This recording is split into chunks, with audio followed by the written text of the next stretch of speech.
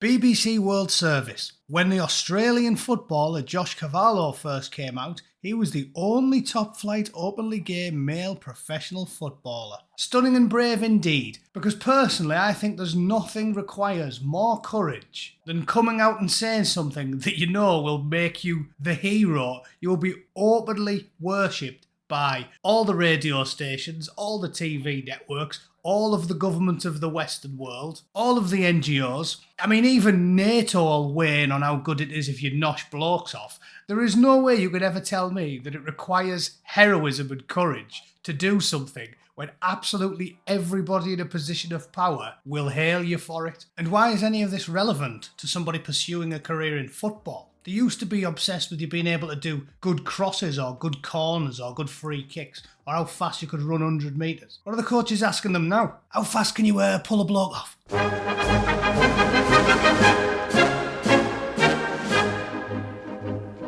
Right, so this story's complete nonsense. I want to give you a bit of background as well. Being a 40-something who was born and raised in the 70s and 80s in the UK, I'm a wet, lily-livered agnostic, so obviously at no point have I ever been homophobic. I think that I'll probably align with the majority of the UK in this, certainly within the time frame that I grew up, because it's obvious, and I feel the same about the other big three hot topics of these conversations is euthanasia, which you know I feel strongly about because my mother died when I was a young lad and I had to watch that, and abortion.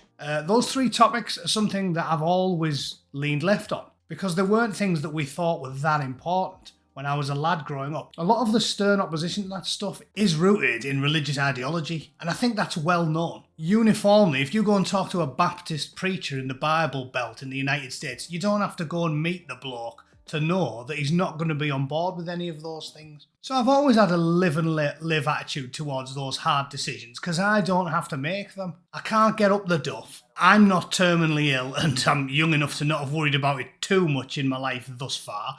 And since I didn't join the Royal Navy, I've never had to nosh another man off. But as I keep saying, with this identity politics stuff, you force normal people to pick a side. And now as a result of this, people like me that had a very wishy-washy attitude towards anything like this have started leaning towards the other side of the coin because the position is one of extremes. And you know this is true. The 90s was a time of common sense. Now it appears to be you either definitely hate everybody who happens to be into cock, or you are pro bloke dressed as a woman reading stories to 4-year-olds whilst attached by a chain to his gimp boyfriend in the middle of the local primary school. I mean, there's no common sense anymore. So if you're forcing me to pick between siding with the Baptist preacher or the group of people that want to lead blokes dressed as gimps with dildos up the hoops on a parade through a primary school while they talk about felching to 7-year-olds, I'm going to side with the Baptist preacher. I think of those two positions, the Baptist is the most normal. So how is it stunning and brave? How? I have no axe to grind against the LGBT community, I don't. But how is it stunning and brave? And why haven't we stopped painting these people as heroes when everybody agrees with them? The governments of the Western world ram this shit down my throat every single day. You know what? You know who's courageous? A radical religious zealot who goes on television and says, I think we should cave his head in with a brick.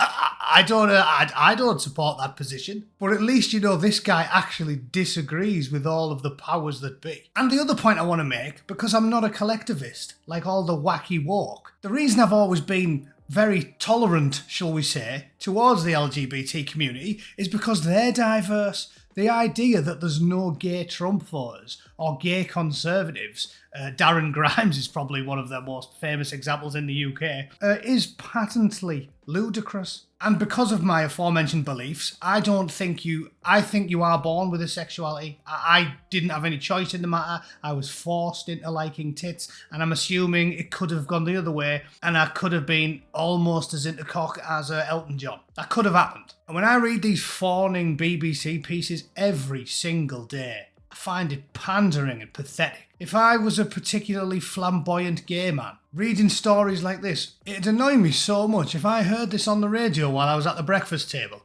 I would spit my boyfriend's cock out and go, "Have you heard this?" It's ridiculously offensive to think that everybody who happens to be gay or a lesbian or what have you all think the same as Owen Jones. They don't. No more than all straight people think the same. I mean, this isn't rocket science, is it? Do all straight people vote for the same party? I think not. Anyway, back to the story. Now the 24-year-old midfielder has announced that he's engaged to his partner after proposing on the pitch at Cooper's Stadium. Yeah, stunning and brave. He only got openly applauded by 20,000 people. Yeah, what a brave fella. I'll tell you what's brave. Do it in the middle of one of them bell end-shaped churches during Friday prayers. Propose to him in the middle of there. See how that goes down. And the final proof that what I'm saying is nakedly obvious to anybody with eyeballs, and that they heap praise upon you, regardless of your personal failings, purely based off your sexuality, because the world's gone mad and everybody acts like a full-blown commie. He isn't even a good footballer. He has an extremely middling career and has made hardly any appearances for his team in the last 2 years. And his Wikipedia page spends less time talking about his actual footballing career than it does fawning over his gay lifestyle. And there's his career stats. 2 appearances since 2023. And 7 appearances 2022 to 2023 season. The short version, ladies and gentlemen, is if this bloke was straight, he'd be working in Burger King. Right, as we know in this day and age, the insane identity politics wokists that run the world will make you into a star if you've got the right opinions and you're in the right minority groups. Lenny Henry should have never been a comedian. He's about as funny as watching the family pet fall into a wood chipper. He's not funny, but he got a career on TV as a comedian. This bloke can't play football, and he's a professional football player, and he's getting falling opinion pieces in the news all the time. It's patently absurd, and everybody knows it. But that's just my 2 cents for the day. I'd love to hear what you have to say about it. For some reason, even Messi and Ronaldo have apparently been fawning over this bloke. And it's, by the sounds of it, he's got a head like a 50-pence piece, and he couldn't trap a bag of sand. So let me know what you think in the comments, as always. And if you think I'm just being a prick, please tell me. All right? In the meantime, thanks for watching, as always. And I'll see you all very soon. Cheers. Toodle pip.